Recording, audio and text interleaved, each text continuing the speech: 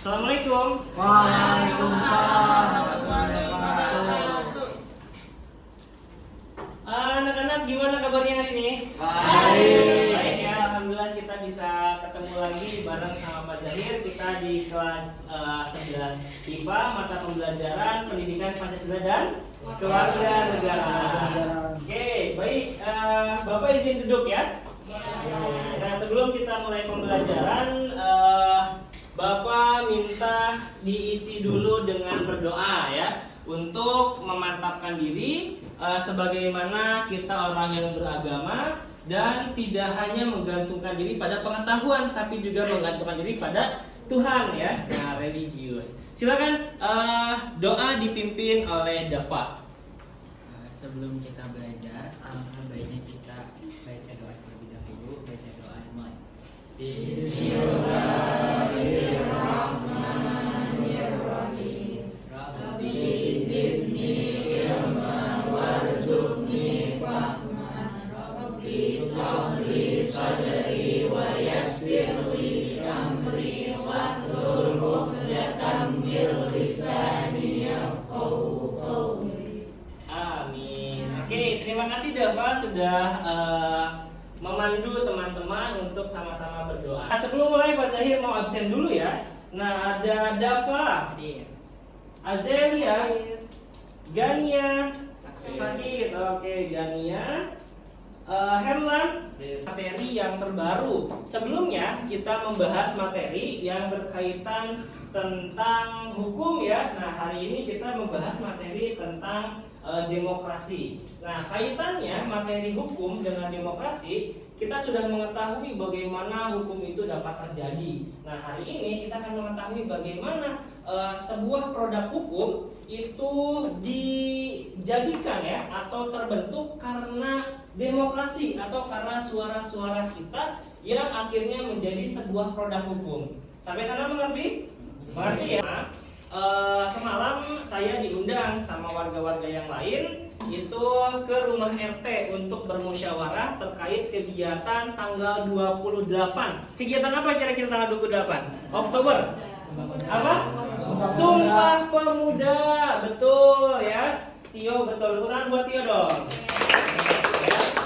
Sumpah Pemuda tanggal 28 Oktober. Nah, kita RT atau lingkungan berencana melakukan kegiatan di sekitaran rumah, yaitu untuk menyambut tentang Sumpah Pemuda. Nah, di sana kita berdiskusi ya, dipimpin sama RT. Apa yang akan kita pelajari? Yang kita pelajari pertama ada kompetensi dasarnya, mengkaji hakikat demokrasi sesuai dengan Undang-Undang Dasar. Hakikat demokrasi itu kayak gimana sih? Nah, terus ada indikatornya. Kita diminta untuk memahami demokrasi itu yang seperti apa. Lalu menyebutkan ciri-ciri demokrasi itu yang kayak gimana. Dan yang terakhir, tujuan pembelajarannya agar kalian bisa memahami hakikat demokrasi dengan baik. Yang terakhir bisa menyebutkan ciri-ciri demokrasi dengan benar. Demokrasi. Nah, ciri-ciri berjalannya proses demokrasi itu di suatu negara sebagai berikut. Pertama, pemerintah menjalankan kehendak berdasarkan kepentingan rakyat. Apa maksudnya? Maksudnya adalah kepentingan rakyat. Rakyat memiliki keinginan. Ada yang punya keinginan hari ini? Ada nggak punya ya? Kita punya keinginan hari ini. Nah, hari ini keinginan kita dijalankan oleh sebuah peraturan atau sebuah kebijakan tertentu yang dijalankan oleh pemerintah. Tegaknya hukum di masyarakat atau law enforcement dan diakuinya hak asasi manusia atau HAM oleh setiap anggota masyarakat di suatu negara.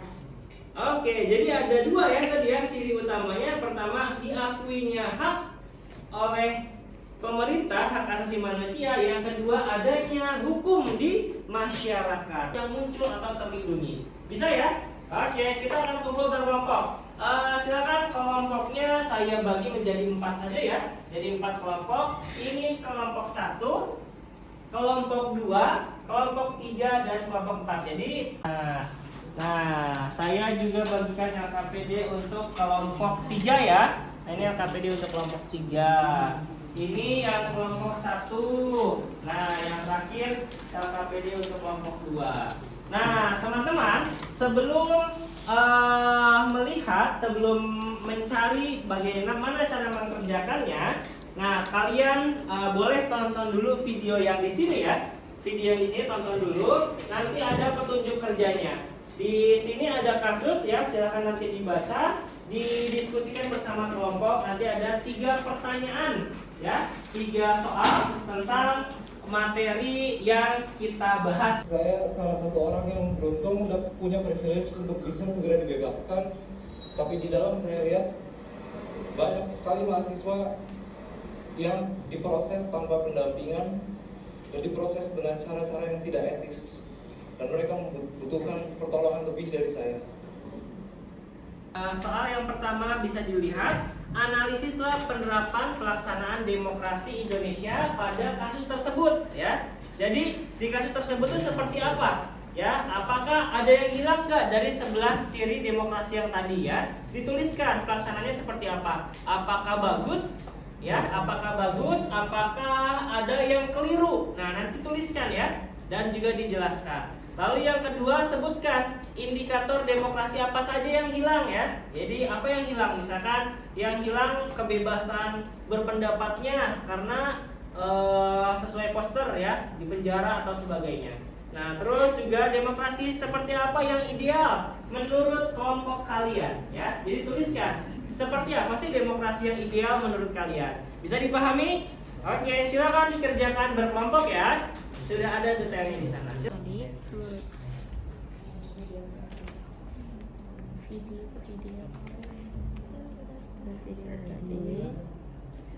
Demokrasi di Indonesia kurang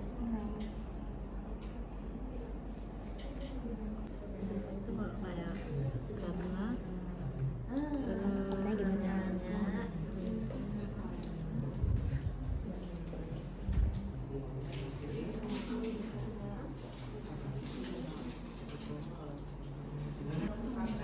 Ayo aktif ya dalam berdiskusi ya. Bapak juga menilai keaktifan kalian, kolaborasi antara satu sama yang lain ya. Silakan aktif berdiskusinya.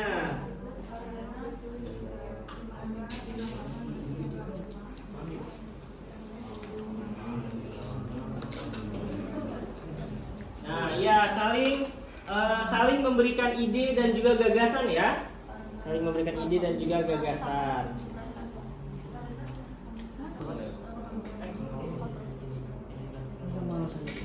Ya betul, ada argumentasinya ya, disertai analisis dan juga alasan.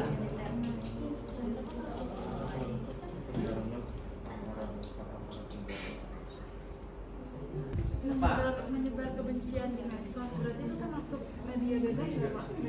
Nah betul, bisa juga. Jadi berarti ada upaya membatasi ruang berbicara di media sosial. Nah gitu ya, betul yang Azilnya sebutkan tadi ya.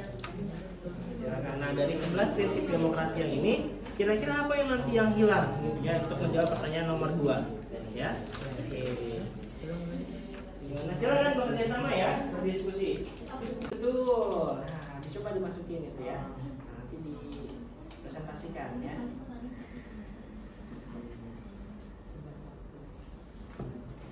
Coba dianalisis. Oke, waktunya 5 menit lagi ya. Waktunya 5 menit lagi untuk kalian mendiskusikan kegiatan. Nah, iya boleh. Nah, sekarang kita tiba saatnya presentasi ya. Oke, siap semua ya. Jadi kalau ditunjuk satu-satu semuanya harus siap ya. Oke, baik. Kelompok pertama yang akan mempresentasikan adalah kelompoknya Dava. Silakan beri tepuk tangan untuk kelompok Dava. Oke, silakan kelompoknya Dava maju. Ya. Karena atas tuduhan Dandi Laksono ini, yang tuduhannya ini menyebar kebencian di media sosial yang melanggar UU ITE. Ini berarti tidak adanya kebebasan bersuara di media sosial yang bebas. Berarti hak untuk bersuara dari rakyat ini tuh dibatasi oleh pemerintah. Selanjutnya, Yang kedua, adanya kelompok kepentingan. Nah, mahasiswa itu kan merupakan salah satu gerakan kelompok kepentingan, tetapi masih banyak gitu yang hak dan suaranya itu dibatasi atau bahkan ada yang dihilangkan juga. Yang selanjutnya, selanjutnya yang ketiga atau yang terakhir itu ada hak masyarakat. Mohon maaf. Wassalamualaikum warahmatullahi wabarakatuh. Waalaikumsalam warahmatullahi wabarakatuh. Kita tanda dong buat kelompoknya Dava, Azhar, Nela, dan juga Andika.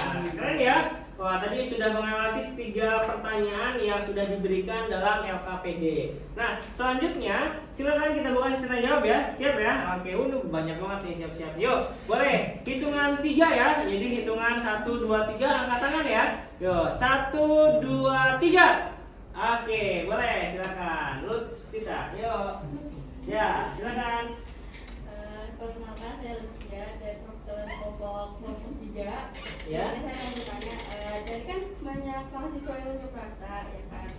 Di sini tuh menurut kalian tuh yang salah tuh siapa? Mahasiswanya yang apa yang terlalu anarkis atau pemerintahnya aja yang apa ya, merasa terlalu berkuasa akhirnya nangkep-nangkepin gitu. Izinkan kita semua berdiskusi terlebih dahulu. Oke, bagaimana? Sudah ya? Sudah dapat kawan-kawan? Sudah ya? Oke, sudah. Baik. Oke, jawabannya Lutfia akan dijawab oleh kelompoknya kelompok 2. Silakan kelompok 2 dijawab pertanyaan dari kelompok 3. Baik, saya akan menjawab pertanyaan dari Lutfia. Pada akhirnya kita semua tuh nggak boleh saling salah-salahan antara masyarakat, pemerintah, aparat maupun mahasiswanya sendiri itu bisa dibilang gak bisa saling lempar salah-salahan. Pada akhirnya kita semua ini harus mengintrospeksi diri. Semuanya ini emang harus introspeksi diri. Tetapi di sini menurut prinsip yang tadi yang menjelaskan ini, pemerintah memang ada beberapa yang seperti saya tadi jelaskan bahwa pemerintah ini memang ada yang hilang dari media massa yang bebas, kelompok kepentingan, dan hak masyarakat untuk tahu. Dan juga ketidakkonsistensiannya masyarakat, ketidak inkonsistensinya pemerintah gitu. Oke, bagaimana puas dengan jawaban kelompok berapa? Puas ya. Oke, ada pertanyaan apa kesimpulannya dari pembelajaran hari ini? Jadi kalau ada kasus itu tidak boleh saling menyalahkan antara rakyat, pemerintah, aparat, atau mahasiswa gitu. Terus pemerintah memberikan hak masyarakat, rakyat untuk berpendapat. Terus aparat itu menjalankan tugasnya dengan adil, tidak ada ikut berbaur gitu, tapi mengamankan juga. Terus